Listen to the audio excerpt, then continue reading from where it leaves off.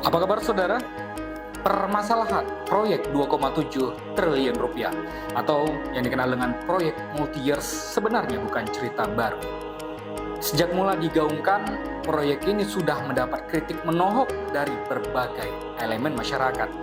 Alasannya bukan karena masyarakat tidak suka infrastruktur jalan dan jembatan diperbaiki atau karena ada kelompok yang anti pemerintahan Provinsi Sumatera Utara saat ini. Namun proyek ini memang sudah melanggar regulasi. Awalnya kami juga sempat dicemooh oleh berbagai pihak yang pro pemerintah karena mengangkat isu ini. Ada yang menganggap kami belum dapat bagian, ingin 86, hingga ada yang berkomentar bahwa berita yang kami tayangkan merupakan pesanan dari seseorang. Dan menurut kami, hal itu sah-sah saja disampaikan, mengingat kebebasan berpendapat dari seseorang telah diatur dalam Undang-Undang Dasar 1945 Pasal 28E Ayat 3. Sudah 7 edisi khusus persoalan proyek 2,7 triliun rupiah ini. Program eksklusif memaparkan kepada Anda bahwa proyek ini tidak tercatut dalam buku APBD. Mau bukti? Kami sajikan kepada Anda. Nah, di sini tidak ada satupun kata yang menyebutkan adanya proyek multi-years, tapi anehnya pejabat pemerintah Provinsi Sumatera Utara tetap ngotot tidak ada masalah. Bagaimana mungkin ada kegiatan namun anggarannya tidak tercantum dalam APBD? Lalu, uang siapa yang digunakan? Terkait dengan uang ini, ya, kalau dia di buku APBD yang tercatat itu pekerjaan multi-years 2,7T terdiri dari pembayaran di tahun 2022 adalah 500 miliar, 2023 1,5 triliun, 2024 700 miliar. Kalau di buku APBD seperti itu tercatatnya, ya itu berarti uangnya ada. Nah, yang sekarang kami temukan di buku APBD tidak seperti itu.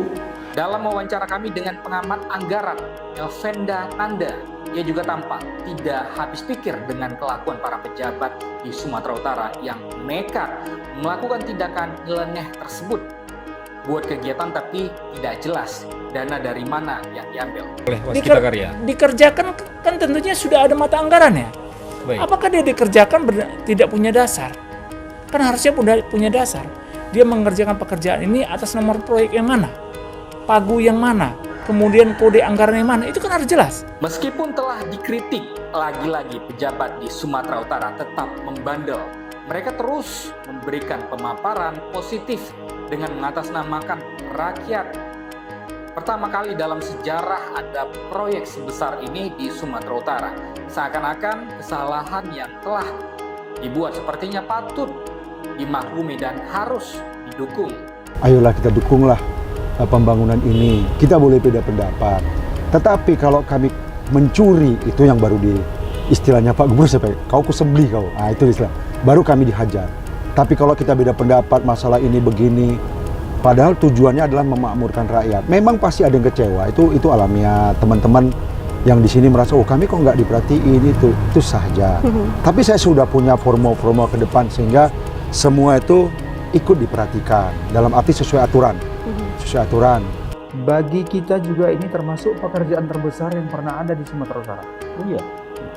Ini jelas tidak pernah pekerjaan senilai sebesar ini di Sumatera Utara. Kalau kita sebut ya barang baru lah, barangkali barang baru yang sangat menarik lah begitu kira-kira.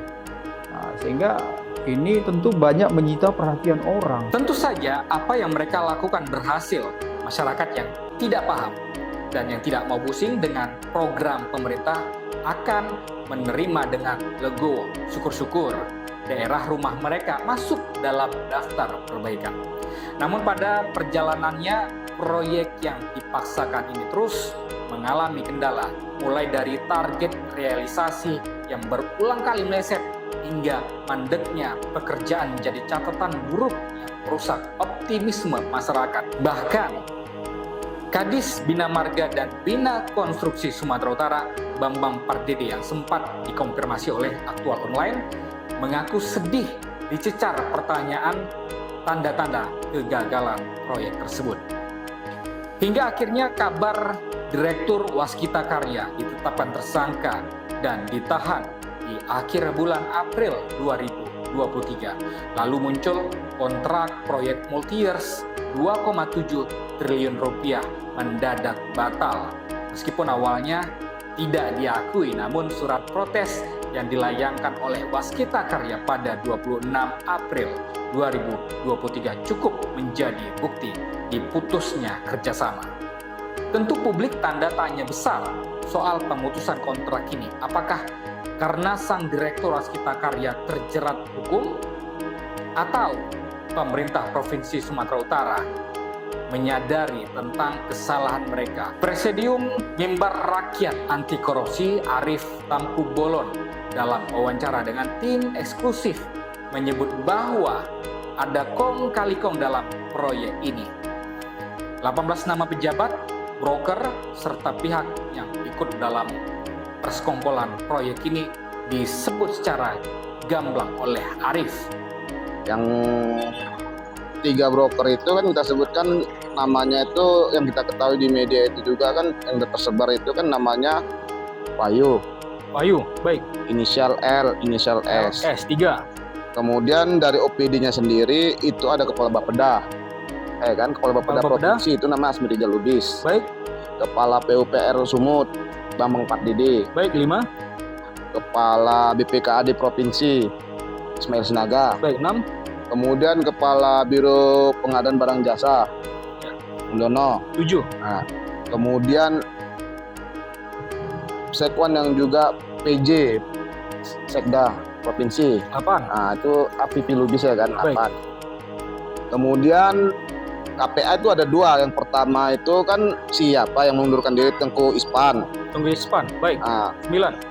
kemudian KPA yang melanjutkan tuh Marlindo Harahap. Marlindo Harap. Nah, 10. namanya 10. Kemudian pimpinan DPR. Ya. Kan? Pimpinan DPR itu kan 2 orang yang ikut naikkan MOU-nya itu. Ya. MOU. Pas kami Ginting namanya yang dilaporkan itu sama Rahman Sibarani. Baik. Yang dilaporkan 12. ke KPK oleh adik-adik mahasiswa itu ya kan. Kemudian konsultan manajemen, kan. Saya nggak tahu itu apa nama CP-nya, lupa saya. Cuman kalau nggak salah di rootnya marganya Subakti. Surbakti. 13. Nah, kemudian ada konsultan. Bukan konsultan, ada tim ahli manajemen kontrak. Baik. Itu namanya Dr. Ferry Tanjung. 14. Kemudian 3 nama lagi itu masing-masing dari perusahaan. Siapa itu ya di Rut PT Waskita. Baik. Yang ditahan sama Kejaksaan Agung ya kan. Ya. Sebagai leadernya KSU ya kan gitu, PT Waskita Karya kan. Nah, kemudian direkturnya PT SMJ. Baik. Nah, kemudian yang terakhir yang ketujuh itu direkturnya PT Pijar Utama. Direktur SMI siapa, Pak Arief? Nah, kalau nggak salah di sini yang kita ketahui Armandi Panjaitan. Baik. SMG Yang Arman Panjaitan. yang Pijar Utama? kalau nggak, ya ini namanya Ari Yudiono. Ikut terperiksa juga. Otomatis itu, karena kan gubernur itu kan bertanggung jawab. Berarti 18 nama semuanya. Ya, kenapa nggak kita masukkan nama gubernur?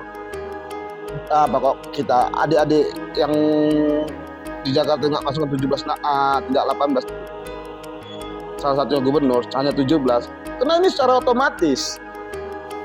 Mengenai bersalah atau tidaknya ke-18 orang ini, tentu hanya penegak hukum yang mampu memberikan vonis.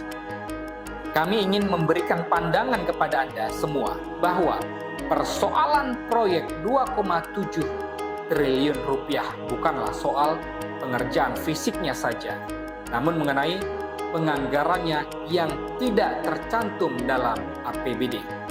Sebenarnya masih ada proyek dengan anggaran fantastis lain yang dikerjakan pemerintah Provinsi Sumatera Utara dan menelan anggaran cukup fantastis dan juga bermasalah, namun dipaksakan berjalan dengan mengatasnamakan kepentingan umum, yaitu pembangunan sport center yang berada di Desa Sena, Kecamatan Batangkuis, Kabupaten Deli Serdang. Hasil investigasi kami, mula persoalan proyek ini muncul sejak pengadaan tanah uang negara yang mengucur sebesar 152 miliar rupiah untuk membeli tanah seluas 300 hektar dari PT PN2. Selidik punya selidik, ternyata tanah tersebut bukan milik PT PN2 dan tidak ada bukti juga yang menyebutkan adanya HGU aktif di sana. Samakah nasibnya nanti dengan proyek 2,7 triliun rupiah yang batal? Kita nantikan, siapa yang tahu.